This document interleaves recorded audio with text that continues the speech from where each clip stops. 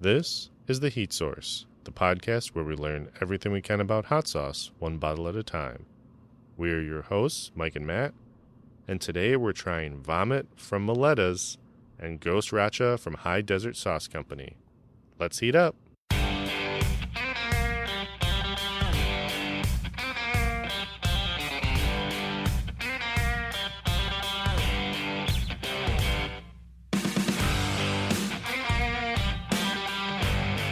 Welcome back to The Heat Source, where we learn about new sauces weekly, one bottle at a time. Today we're doing another double header. We've got a couple of our favorite brands, High Desert Sauce Company and Maletta's, an Indiana and a Tucson, Arizona-based sauce companies. Two drastically different vibes from these. The Ghost Racha from High Desert Sauce is a very traditional red sauce. Obviously, it's a ghost pepper sriracha take by Zach. And then Vomit from Maletta's, which, if it wasn't for the word vomit, it's a fire-roasted banana pepper sauce. Sounds fantastic. But they call it Vomit. It has the look of it has an unpleasant look.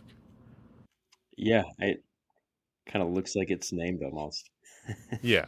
Like, we've had some that's like, oh, it's like a different color than what you're expecting, like vibrant yellow or, I don't know, yellow's kind of the weirdest one that I've seen, but it's like the Vomit. It definitely has a Vomit look, but we've both tried it before. You've had a whole bottle of it. I've tasted it at the show. Not so much like it's not chunky. It's more of just like when you throw up and you're like, it's kind of rainbowy, kind of colorful. Yeah, this is going to be one where it's like, we're going to be talking, spoiler alert, we're going to be talking a lot of great things about this sauce, but it is compared with, we're also going to probably talk about Vomit, which is going to be a weird, it's like that's like that. This episode made me really hungry to try that, but also very worried because of all the other conversation around it. But also, we're recording this. This is going to be a couple weeks after we actually are recording this, but yesterday was Father's Day. And so this episode's coming out like 2 weeks, a week and a half after Father's Day.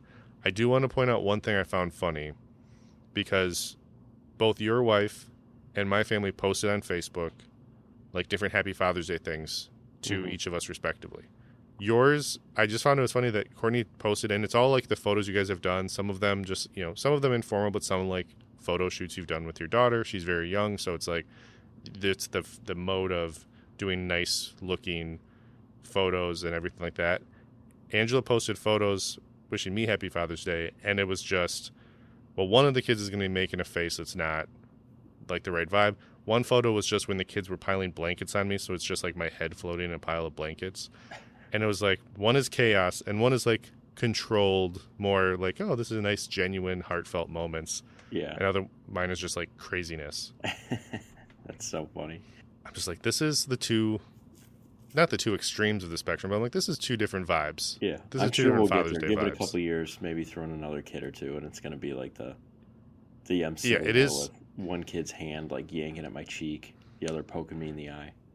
I think it is. There's two factors. It is the number of kids between us. You have one kid. I have three, but also age. I mean, right now you can still just kind of hold it and be like, this is a photo. Look over there. Distract.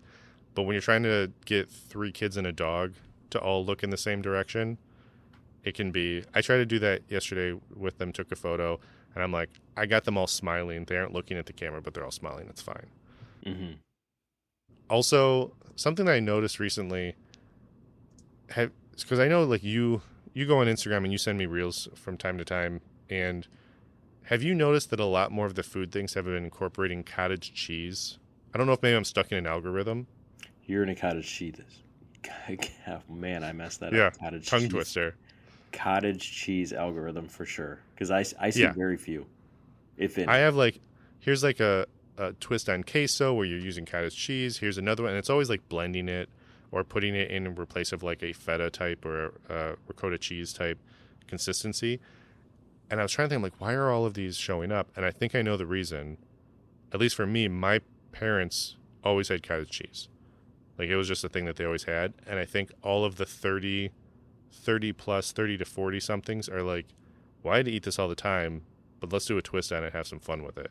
Mm-hmm. So I think that's where That's where I'm seeing all of these. But some of them I will try. I love cottage cheese. My kids love cottage cheese. But it is a weird consistency to try to give. I just thought of it because that's a weird consistency one. The vomit is a weird color looking one where they both have like an off-putting thing, but both of them are delicious. Mm-hmm. Anyway, let's get into our game so we can get into these sauces, get into our facts, and then get out of here. That's the steps.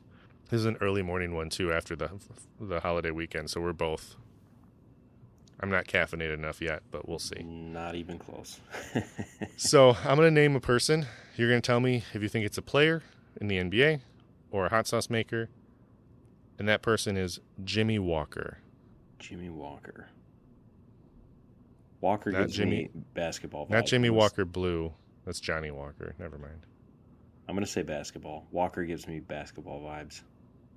I mean, typically basketball players run more than they walk, but that's fine.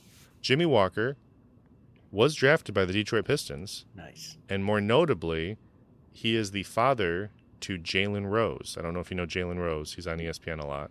Nope. Okay. Maybe could have used that one. Could have used that one too. But no, Jimmy Walker, NBA player.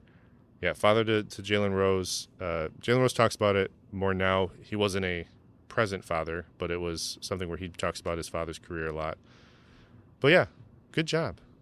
Nice. There's at least two other Walkers in the NBA that I know about. If I can find a hot sauce maker with the last name Walker, mm-hmm.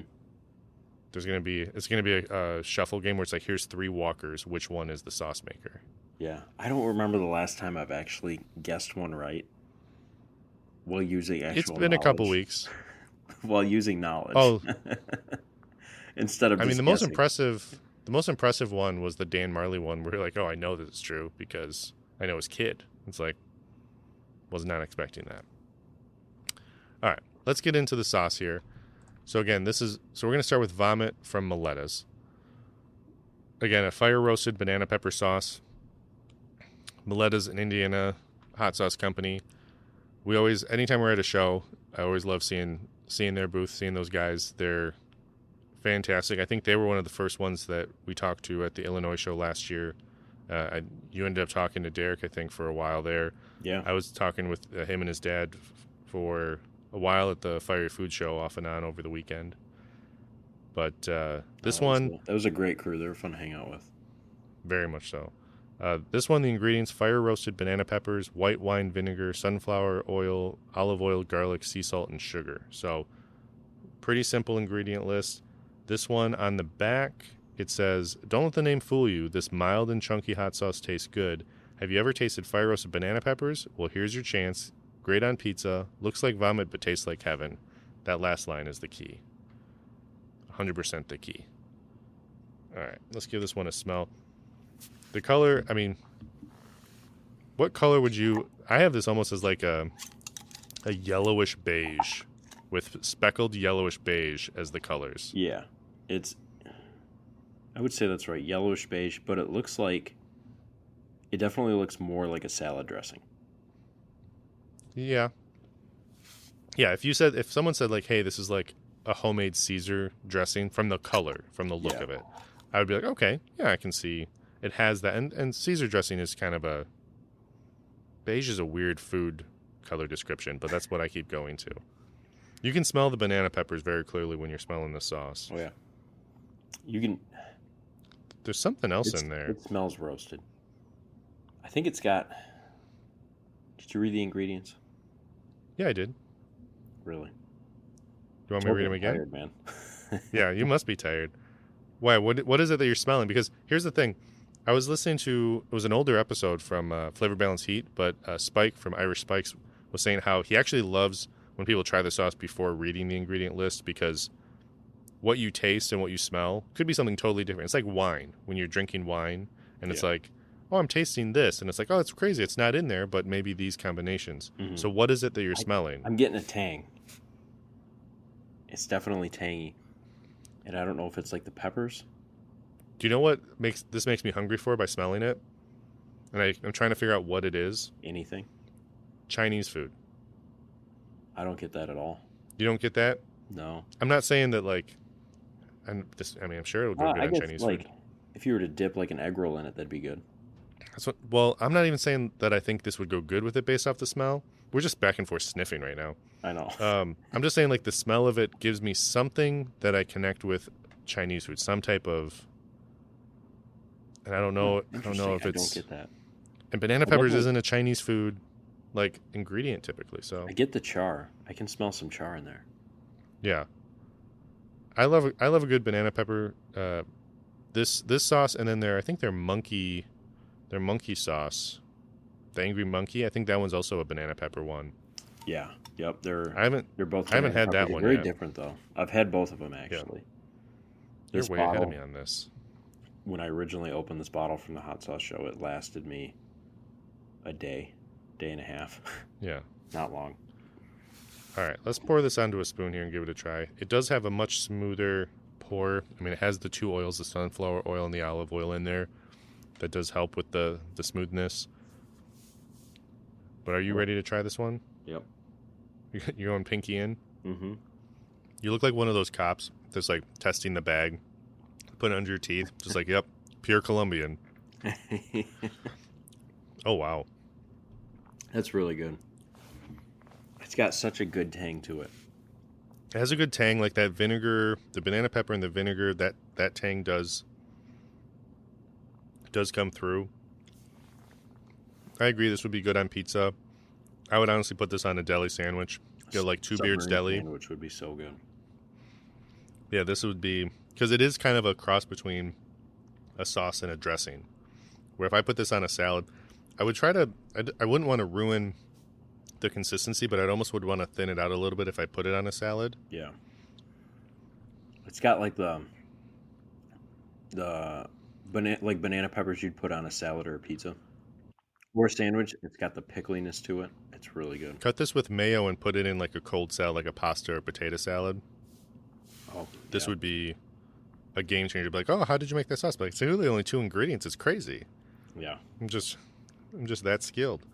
You ever see those videos where they're like, hey, this is a 4-ingredient thing, get you to make dinner, and then you suddenly start counting. You're like, okay, now we're up to 7. We're up to 7 ingredients here. Like either you're lying or you don't count some of these things. Like maybe everyone's supposed to have household like almond flour that just is a staple. No, I like this one. I feel like it's got a versatility to it on what it can go on, because it's not a lot of ingredients. There's not this crazy distinct push into one direction. Yeah. Which I enjoy because, I could put this on. I mean, I could make some macaroni noodles, not mac and cheese, macaroni noodles, just dump it on here and be like, yep, this is my thing. Mm-hmm. Throw whatever veggies, throw a little green onion and carrot or something, be like, oh. Yeah. But, no, man, I really like that. I knew it was good. I forgot how good it was, because it always was just funny where I'm like, I just know that the name is ironic because of how great the sauce is. Mm-hmm. It's got a good heat too, where if you wanted to get someone if someone was curious about, well, give me something spicy, but you're not gonna, scare them off. Yeah, doesn't linger. It's just kind of a little tangy punch in the front, and then after that, like if someone's saying, "Oh, it's still hot," it's like, well, then it's just you. At that point, you've just created this in your head. But no, I love the aroma of it. I love the flavor. This one, and I just so I don't forget, MalettasHotSauce.com. That's Malettas with 2 T's. And then Instagram is Malettas Golden. Is their Instagram handle? Oh, actually, I take that back. That website is old. Let me find the right one. They are Maletta's Hot Sauce. And then Facebook Maletta's Hot Sauce as well. They have a special reserve limited edition one for Vomit, which has me very curious. Hold on, what is that one? I don't know. That's all it says. I have no other information. It just says Vomit, special reserve / limited edition with no other context. So if they're listening, they'll have to let us know what the difference is. Currently, as of today, and obviously the episode's coming out in like 10 days, currently discounted from $20 to $15 for a special reserve. I feel like when that happens, excuse me, people use like, I don't think it's age, but barrels have been super trendy. Yeah. Yeah, sometimes they use certain barrels. Maybe a couple of the ingredients they use some high end versions of it. Maybe they got like a really fancy white wine vinegar. I don't know. It's hard to say. Man, All this. right. Oh, I just want to run to a deli now. I 6 know. in Well, the this is morning, and I just want to be at a deli. had I not opened it already on my trip that I'm leaving tonight for, I would have had this one as like that. It's a go-to for a lot of things. Like put it on a sandwich, put it on You should bring really this one on anything your that you're. trip. What's that? I said you should bring this one on your trip. I might. I mean, it could be just the starter one where it's like, hey, this one's already open, so I'm just going to use it up. I just didn't want to take up any extra fridge space and have Angela be like, so why can't we bring food for the children? Be like, well, now some hot sauces have to be refrigerated, Yeah. not a monster. Yeah, this one might have to come with. Like I'm just bringing vomit. It's like, it's fine. With a creepy clown in the front. The kids will love it. All right. What did you do for your fact?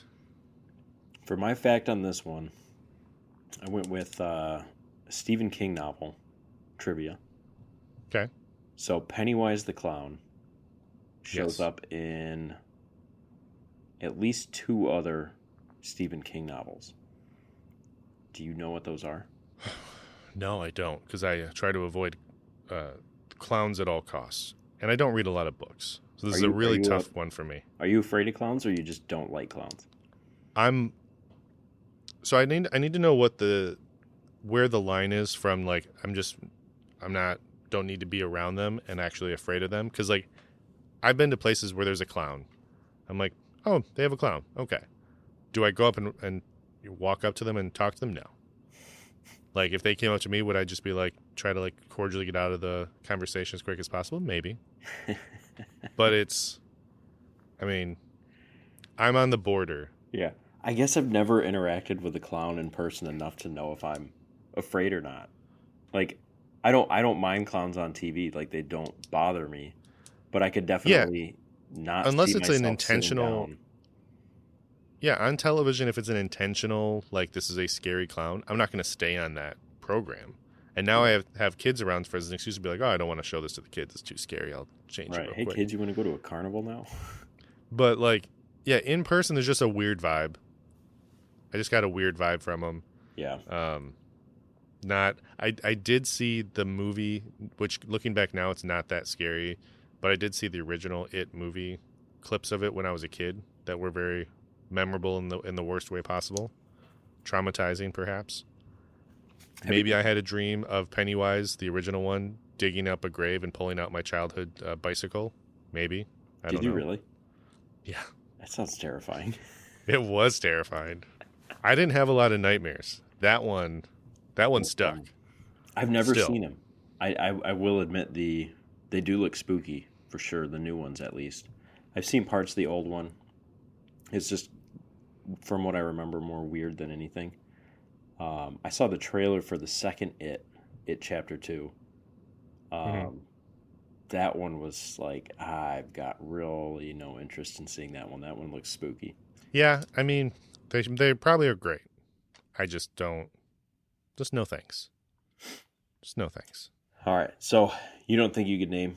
I don't know. I couldn't have done this for sure. I don't know the books.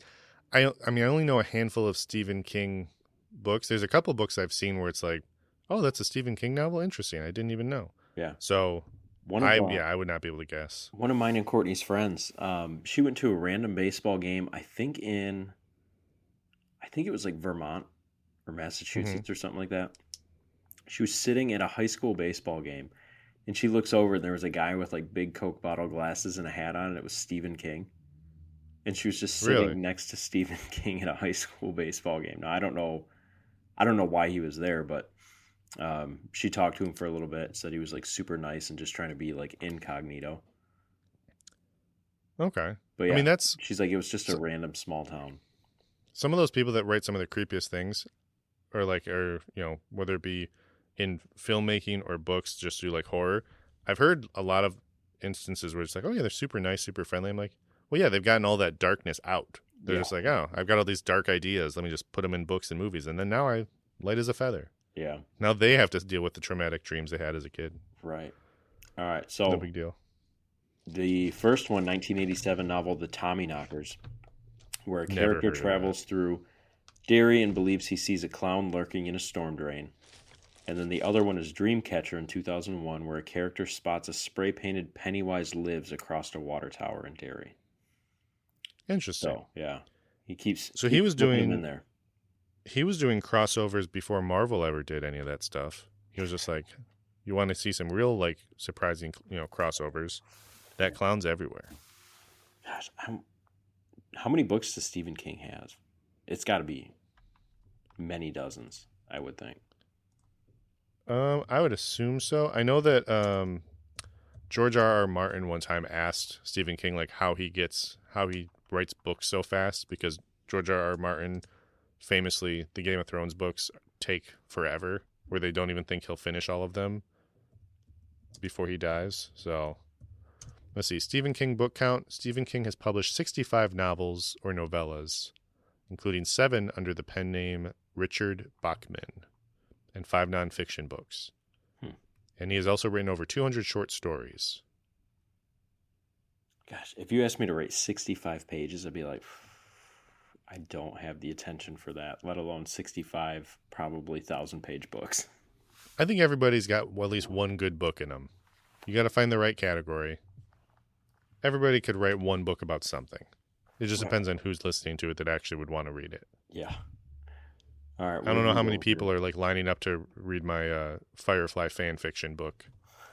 How I Lost My Hair. The struggle with accepting the lack of folic. Put it on my upper lip and my chin. Yeah, you just shift it.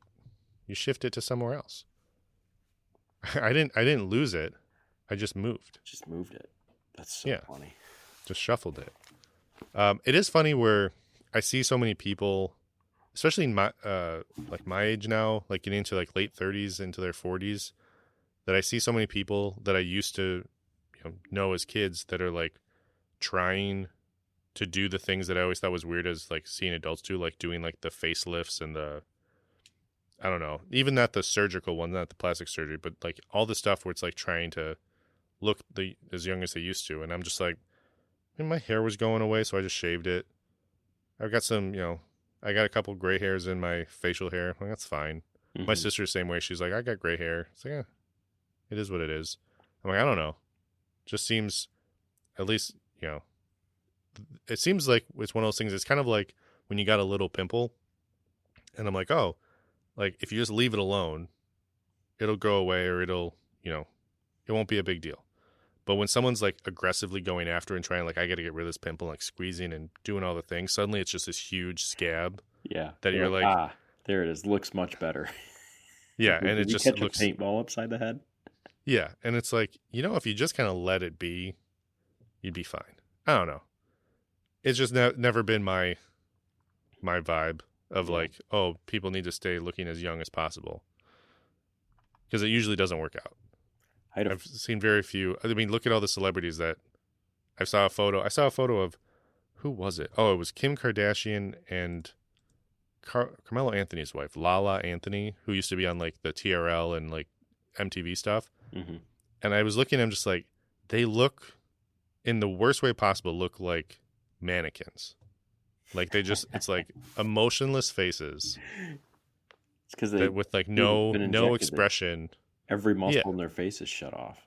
Like, I've never tensed up a muscle as tight as their faces are tight. It was just insane. God, it was a weird birthday party. It was also a weird birthday party. It was for Kim Kardashian's daughter that I saw the photo, and I'm like, I don't see any kids. It's just all her adult friends. I'm like, that kid must be like, I guess this is a networking party. Cool. Happy birthday to me. All right. I'm going to get into, so my fact, I found the list. I won't make you guess these because I don't know where your movie knowledge is on this. Top 5 scariest clowns in movie history. So I don't even know if you can name. Pennywise is on there. Pennywise is number 1. It just has the movie, so it in general. So you have the Tim Curry Pennywise, which terrified me, and then the new with the Sarsgaard guy, who is equally terrifying for a totally different they both have their own terrifying features. But yeah, that is number one. Is there a John Wayne Gacy movie in there? John Wayne Gacy? No. Okay. Is that because didn't he have like clowns all up in his house or something? So he played, like he played a clown. He was like a professional clown, and yeah, oof. Nope. Yeah, most of these, other than one, most of these are post 2000. I don't know, honestly. I think the only clown movie I could name. Okay, so and not all of these are clown movies per se. So number 5 is The Clown in Zombieland. Oh yeah, it's funny that which I saw a went through my photo. mind, but I'm like, well, that's not a clown movie. Yeah, and these aren't clown movies. These are just clowns in movie history. Number Love that 4, movie. I don't know if you've ever seen Poltergeist. It's been a long time. The girl had a toy clown that kind of came to life in at least one scene. I don't know if there was more. But that clown terrified people because it was a doll clown. Dolls and clowns combined. Let's get out of here with that. 2016, there was a movie literally called Clown with a scary clown that was possessed by a demon called Cloyne, which is too close. Didn't see that movie. Saw the photo. Don't need to see anymore. And then there was a movie called Terrified with Art the Clown, which I've seen. Remember when you showed me that video of that guy? There was like the tilt-a-whirl, and that guy was like walking around in the middle, like balancing perfectly. Yeah. And he was in like a scary clown getup. Yeah. He was dressed like Art the Clown from that movie. Okay. So I will say, facing my fear a little bit, I was able to look at that. It was actually a top 8 list, but I said the top 5. I was able to look at all photos of that and still sleep enough last night. So I was proud of myself.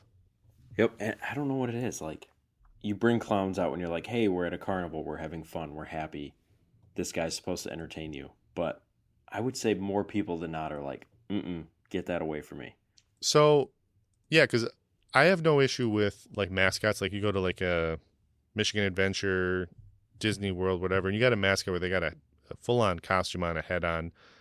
And they could be anybody under that. They could be doing any face or whatever, but it's like, okay, it's just a guy pretending to be jolly and happy and moving around.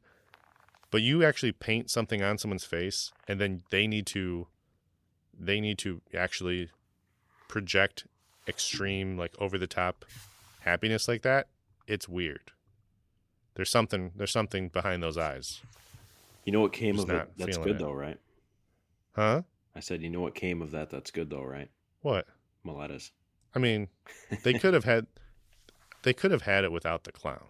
I mean, vomit and clowns aren't I synonymous. see why they did it. It's almost like it looks like if you took the seasoning from a Cool Ranch Dorito and mix it with mayonnaise, that's kind of like the colorful, swirly vibes you get. It does. It looks like a Cool Ranch mayonnaise. Which also, Cool Ranch mayonnaise, I would try. I mean, I don't know how great it would it turn out in real life, but I would try that. Good. What do you do? We just got to grind up, put the Cool Ranch Doritos into like a spice grinder, and then mix it into the mayo. Let it soak overnight. I guess. Are we doing this? Throw a splash of hot Cool sauce Ranch in there. Doritos, but I'll probably pass on that one. Every Dorito flavor infused into a mayo, a little samplers, and we figure out which one's the best. I mean, you're talking about collaborations. I mean, I don't know how Truff and Hidden Valley did a collaboration before Doritos and Hellman's. Yeah. Or Duke's. This seems like a Duke's crossover. Miracle right. Doritos. Ugh. Not Miracle. Come on. I was trying to be serious with a good idea. I was raised on Miracle Whip too, which is weird because now I have no interest ever to use it again. Duke's and Hellman's all the way. Yep. All right. Let's get into the score on this one. So again, the look of this sauce is completely deceiving because the flavor on this is amazing. The banana peppers, you can get that fire roasted flavor from the banana peppers. You got the garlic, you got the smoothness from the oils in there. I would say sandwich. I like their idea of pizza. I wouldn't have been my first guess, but I can see that going really well in there because I've thrown some banana peppers on a pizza before. And yeah, I just go to sandwiches and salads. You want to soup up a pasta salad or potato salad for a cookout with little effort, just buy a bottle, cut it with some mayo, not Miracle Whip. And then we're probably going to have like a huge group in the, in our 12 people that listen, be like, hey, you're actually a Miracle Whip podcast. Most of the people here support Miracle Whip over Mayo. And that's when we have to just cancel the podcast. That's when it's over. It's like we've clearly gone into the wrong crowd. Just Miracle Whip. Yeah. Miracle I'm Whip okay with that. Room temperature ice cream that kind of melted. Okay, we're not going to, I put it as there's mayo and there's coleslaw dressing, and somewhere in the middle between that, Miracle Whip happened. With a little splash of paprika. I have this as a 1+ on heat. You get a little zip in the front, but like it's not something, I could drink this sauce, and it's more the tang from the banana peppers than like any type of intense heat. But it is a presence of it. Like if you tell someone like, oh, there's no heat whatsoever, they're going to call BS on that. And then I had this as an 84. I had 86. Yeah, this is a fantastic sauce. Yep. This is another one. Maletta's, they've given us some burners. They've given us some great flavors. They've given us some unique consistencies and colors, and like that that lemon olive garlic sauce. That still was one that, that was my Greek bowl. I did Greek bowls for like 2 weeks with that one. But this is a fantastic sauce from them. Now we're going to get a little bit spicier. We're going to get into the Ghost Racha from High Desert Sauce Company. So I'm going to read this one off. So this on this bottle is a red label reserve. So I got this at the Fiery Food Show when I got a couple other sauces. We had to get our refill of the Ghost of Saffron, which we each did. But with this one, it says, sweet, salty, garlicky, and hot. This simplistic sauce features a foundation of red bell peppers. We added lots of garlic, agave nectar, more salt than we normally would, and way too much ghost peppers. Trying to make sure we get your forehead sweaty, esophagus burning, and tummy rumbling. Slight trepidation may be present at this stage. Not to worry. This is just the start of the painful pleasure. We want you to question the unfortunate possibilities moving forward. Tread a little lighter and enjoy. It's only a 3 out of 5 on the front, so that talk has me a little worried. Maybe it's 3 out of 5 with just the red label, because I had his black label stuff, and it was hot, like very hot. But so it is something where I've listened to the Flavor Balance Heat, where I know Zach is not a fan of like heavy salt in sauces, but also if you're doing a sriracha, you kind of got to lean into the salt a little bit, because otherwise it still would be a great sauce. Because typically we've had 1 or 2 salty sauces where like, okay, salt's got to come down a notch. Typically, I'm a fan of less salt on here because I like to think that I salt my food properly. Typically. I'll ask you this, and when you make a steak, at what points when you're grilling a steak do you salt and or pepper your meat? Like how often and at what points in prepping that? I always do it at the beginning, whether I'm searing or grilling. I know some people yell at me for that, but I always do it at the beginning. Do you do it at any other point other than when you first like salt and pepper it and then you grill it? It depends. If I pan sear it, no. Like if I sear it first, no. If I grill it first, I'll kind of poke around at it, try a little piece, and then maybe resalt. So and my daughter was looking at me funny, but she loved the steak. So I made steaks this weekend. I salt and pepper it before, both sides, let it sit for like 5 minutes. And then I grill it, and then I let it rest. And then when I cut it open, I do one little like sprinkle of salt as like a finishing salt, almost like a little sea salt at the last bit. Yeah. And it always is really good to me. Obviously I'm getting a little more salt, but I was just like, is that weird? But I feel like that's something I've seen in some dishes, people doing like a little salt to finish. But I don't know. When we were in Florence, whenever you get a steak there, you get like a dipping cup of like rock salt that you're supposed to sprinkle on your steak as you eat it. And it's it's huge grains. I'm talking like probably a quarter of a pea. And that's what they expect that you kind of sprinkle on as you take a bite. Maybe Angela's Italian heritage is rubbing off on me. Maybe that's the deal. I don't know. But yeah, I always just love doing that because then I usually then you have a little salt on the cutting board, and I just kind of wipe the cutting board, get some of the juices in the salt as I eat it. It's delicious. Man, I want steak now. Oh, man. So this one smells very traditional. I mean, so this one doesn't smell super hot. I mean, you can smell the peppers, but I'm not getting... I've had some sauces you smell, and then you're like, oh, we're in for it now. You know what it smells like? What is it? The boudlac, like 2 times spicy ramen. Okay. That's what it smells like. I haven't had that in a while, but I could see that. I could see this also going really good on ramen. So this one, the ingredients, you got a pepper mash, distilled vinegar, garlic, agave nectar, kosher salt. The pepper mash, it has red bell pepper, ghost pepper, and chiltepin pepper. So it has a 3-pepper blend. This would be fun to be like, hey, this is first ingredient's red bell pepper. Go ahead and give it a try. You'll be fine. It's not going to be hot. Yeah. Beautiful, nice, dark red color to it. All right, want to give it a try? Yep. Oh, yeah, it's hot. That's going to be a hiccuper. Ooh. Man, he doesn't screw around when he goes hot. So you know that better than I do. Ooh, there it is. Better than I do. I know that you've had... I'm going to be hiccuping for a minute. That one is very hot.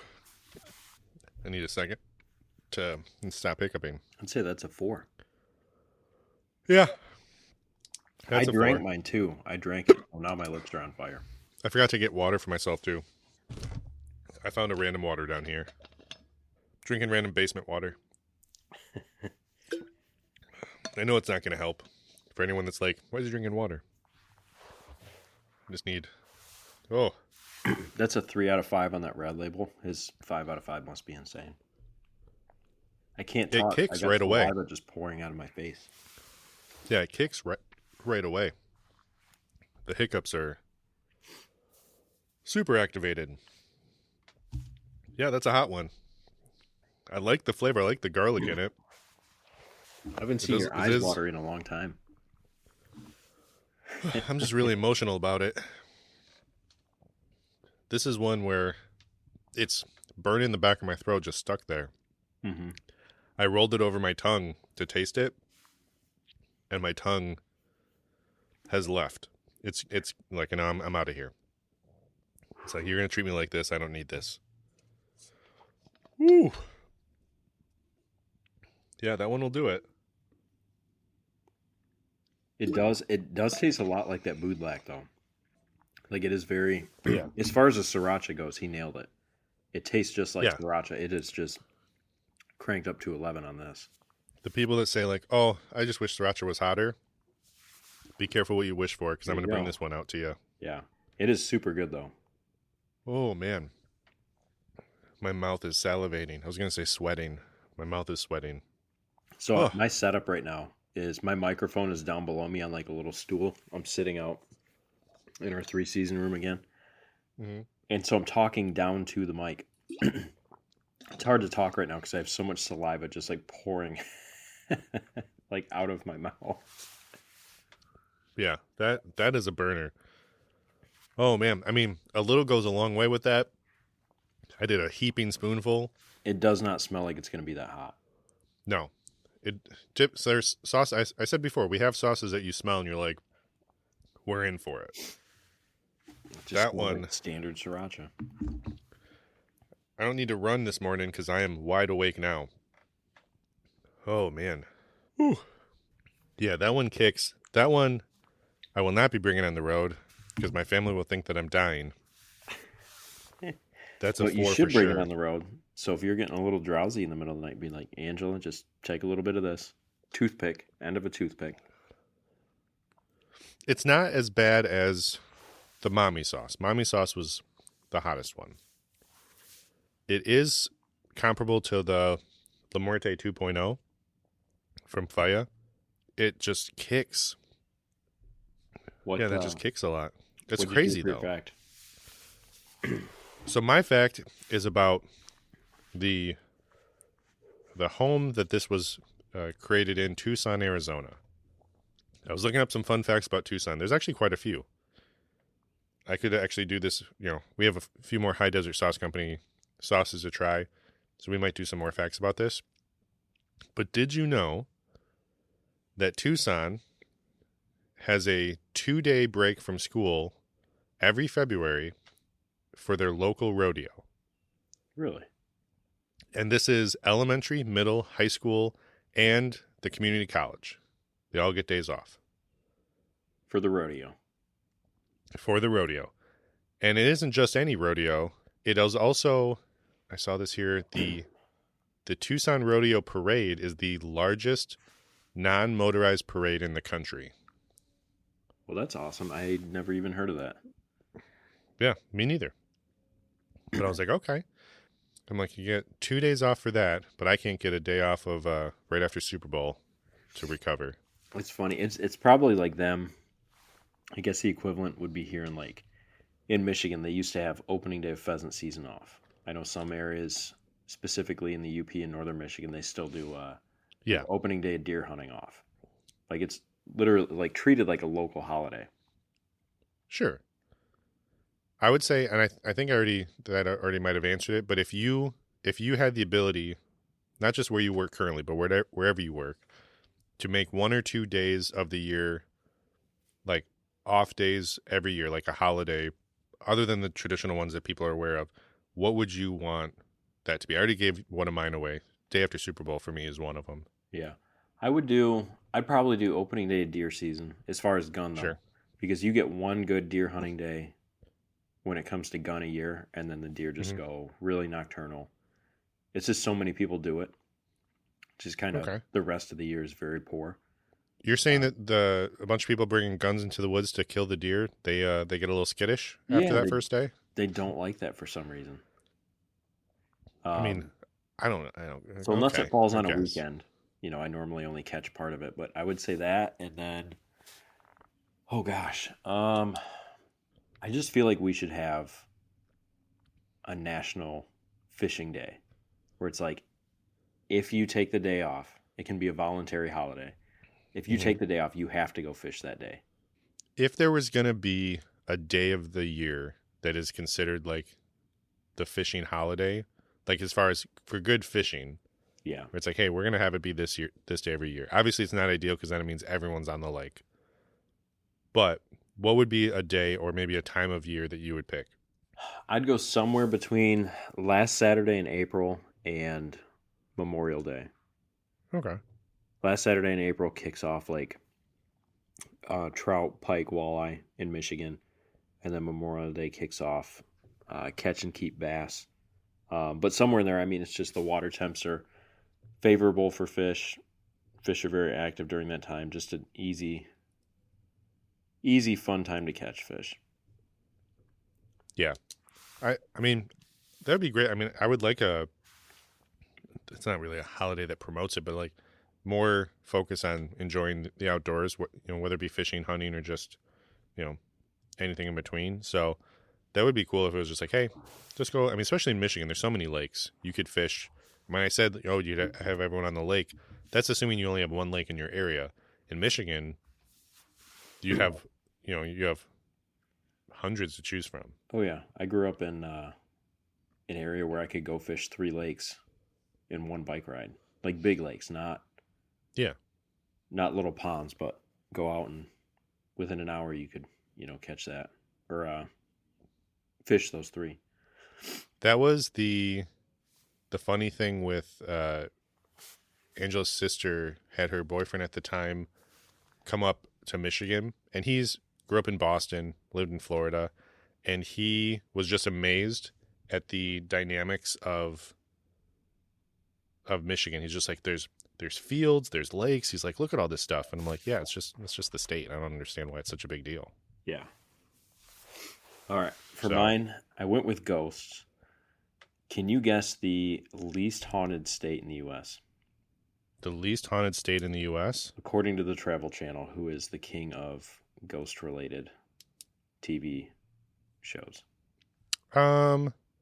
Least haunted state. would This one be was surprising to me, actually. I would have thought this would have been on the higher end of the list. okay. I'm gonna go with Tennessee. Nope, Delaware. I was thinking about Northeast, but then I'm just like, no. You think Delaware is surprising that it's not? I don't know. I would have thought with like kind of early settlement, wars, Okay. a lot of battling. I don't know. I Yeah, just a would lot have of thought, history there. yeah, with all that history, I would have thought that would have been higher. There is a connection to where like buildings that have been around longer, and then the second they don't get kept up as well, it's like, all right, well now it's a haunted house. Yeah. It's like you let my house kind of get in a mess. It's like, okay, it doesn't look great, but it's not as creepy as it's like, oh, here's like 100-year-old house that, has shutters that are tilted and swinging creaky doors. Yeah, no, Can I get you it. guess the most haunted state in America? The most haunted state. The most haunted state is. I'm gonna go with Massachusetts. California. Uh, is it by number? Because it's just a big state.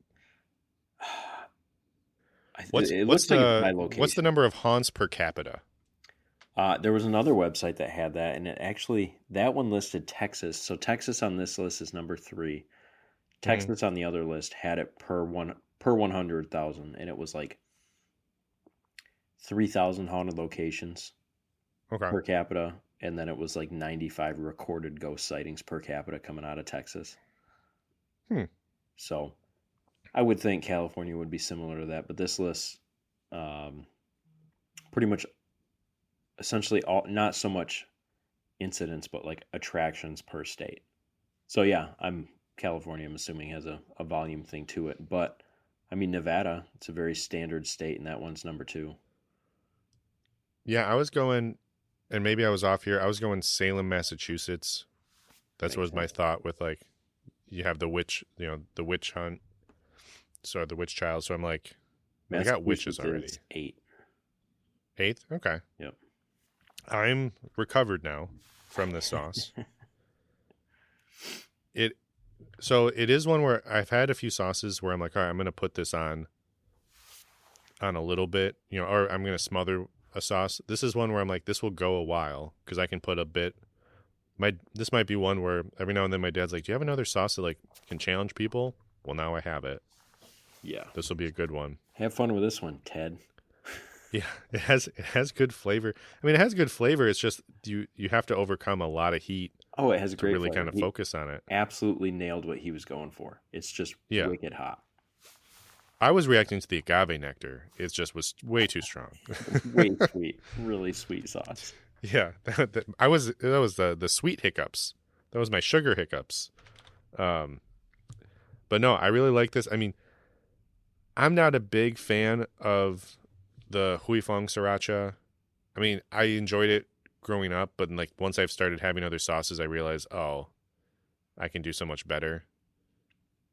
I don't know. That's the analogy I just came up with, where it's like you think your girlfriend's great in high school because it's like that's the only one that you dated, and then you actually see people from other parts of life and towns and different experiences. You're like, oh, there's so many better options out there. Right. Unless people had a high school sweetheart, then you have the right one, and congratulations, they're the best. But sound a little bitter. No, I wasn't bitter. I was trying not to have people be like, hey, you can find the right person in high school. It's like, you absolutely can. It absolutely can happen for people. My brothers-in-laws have been together since I think like 7th grade. Yeah, that's fantastic. It's a long time. Yeah, my parents met in college. My sister met her husband at her first job, her first like major job outside of college. Or some people meet their significant other at a drinking co-ed volleyball league and just hit it out of the park. So that's my story. Didn't know if people realize that. Anyway, did you score yours on this one yet? I have a score. I'm good. So I have 4 on heat. So 4 out of 5 on heat. Yeah, which 4 is a good pain. Like, it hurt. Like as far as just that it was kicked to the face, reacting, hiccuping. I'm sure my stomach is really loving that I don't have anything in there except for some vomit and some super hot ghost Racha. And so yeah, so it's a good pain sauce. But I had this one as a 72. I had 80 flat. 80 flat. Yeah, it is a great sauce. It is, because my tolerance is lower than yours. It is a little bit more of an effort to try to kind of pull the flavor that I'm trying without murdering my stomach this early in the morning. But it does have good flavor. You can tell off the bat. It doesn't have any type of bad aftertaste, which I would say that's one of my issues with the traditional sriracha is the aftertaste to me is not natural. Yeah. This has good garlic flavor. You can tell that the ingredients that are used are high quality. Yep. It is, as I'm holding the bottle of my hand, is burning my hand, which is fine. It's just a little hot. It's what it is. No, this one's definitely getting put on. What you think? Asian food? Yeah, tradition like a ramen or any type of any type of Asian dish. I mean, you think of what you put on sriracha. I mean, you could make a killer sriracha mayo. It'd be hot, but I mean, you put it in a mayo or a sour cream like you would with a normal sriracha. Yeah. It would be great. When I make that sriracha mix for fish tacos, I always end up putting a ton in because the mayo and the lime kind of mellow out the sriracha. This would be a really good replacement for that, where I don't have to use a whole lot, and I can have it be, pretty spicy. Yeah, I'd be curious in a half cup of like a mayo or sour cream, depending on what you're putting it on, how much sriracha of this ghost sriracha you would be like, this is the right spot. I'd be curious the ratio. Probably not a whole lot. I don't think so. I've done it. I mean, I put what's the Sam sauce hot one? The One Drop. I put his super hot one in a bit of sour cream. I know that dairy has the casein protein, so you have things fighting that capsaicin. Mm-hmm. It doesn't fight hard enough, so I don't think it would do a whole lot of masking, but it would at least disperse it a little bit. Yeah. So, and this is, again, High Desert Sauce Company, hdsauceco.com. On Instagram, High Desert Sauce Co. Same on Facebook. They also are on TikTok. I know Zach loves posting his TikToks. He's just like, I've got to do it for the brand. It's like, yep, that's true. I've reminded myself a few times, so I'm like, have I put anything on TikTok lately? So I know you're a big TikToker. Never open the app. Don't even have the app. Well, you probably live a much more healthy life outside of social media if you don't have that one. I don't get stuck into that as much. I will say our podcast as a whole, and myself, and I would say you too, we're more Instagram people. I don't do a whole lot with Facebook. Typically it's like Facebook is just linked to Instagram. I don't do anything on Twitter. Usually Twitter's just sports updates for me from like sports writers. And then TikTok is there because I wanted to diversify I don't consider YouTube a social media, even though I do post things to YouTube as well. But Instagram's really I feel like the vibe of this as podcast. Social media before Shorts came out. Yeah. Now I feel like once Shorts came out, it definitely became a much more traditional social media platform. Yep, I think so too. And also now they've just introduced where you can play games on there without downloading them. What? And my kids and I have been playing Cut the Rope through YouTube, which has really increased our bonding time, but not directly with each other, just sitting close to each other while I play a game. So it's like, let's play Cut the Rope. It's like, let's just read a book. Like, I want to cut a rope and feed a monster some candy. Cut the Rope, not a sponsor, but I would love to have them sponsor an episode. Is that the one with a little green guy? Yeah. All he wants is some candy, some nice hard candy. Yep. I like to think that the candy with its orange and red swirls is like a spicy mango candy. And that's why it's not a sponsor, would be a sponsor of this podcast. Gosh, I haven't played that game in years. The Heat Source, presented by Cut the Rope. Wouldn't be a bad sponsor. I'm sure that's got millions of downloads. There's at least two other games of that.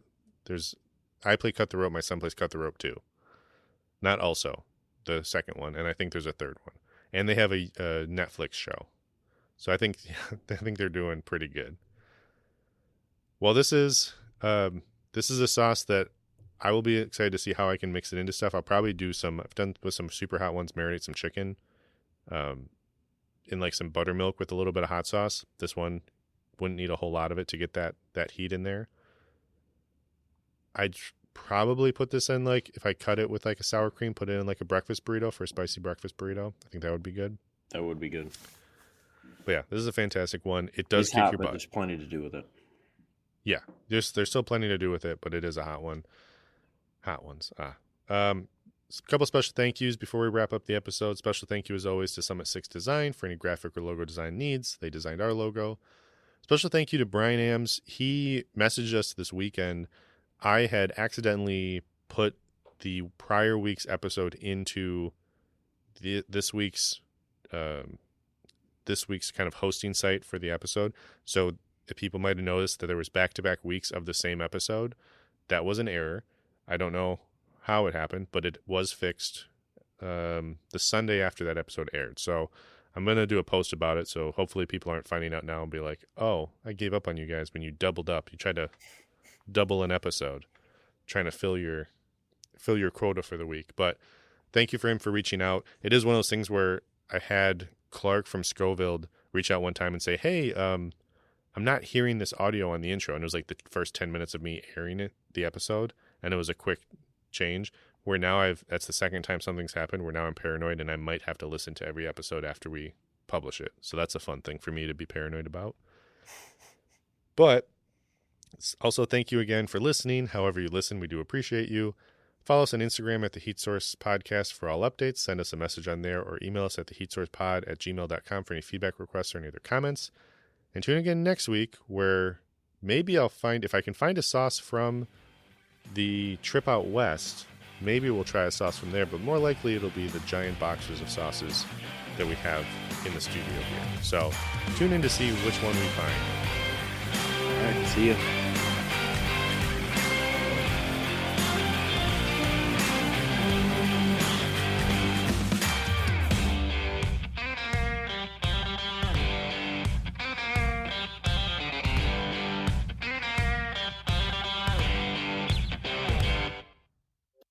So a while back, my green chili queso dip went totally viral.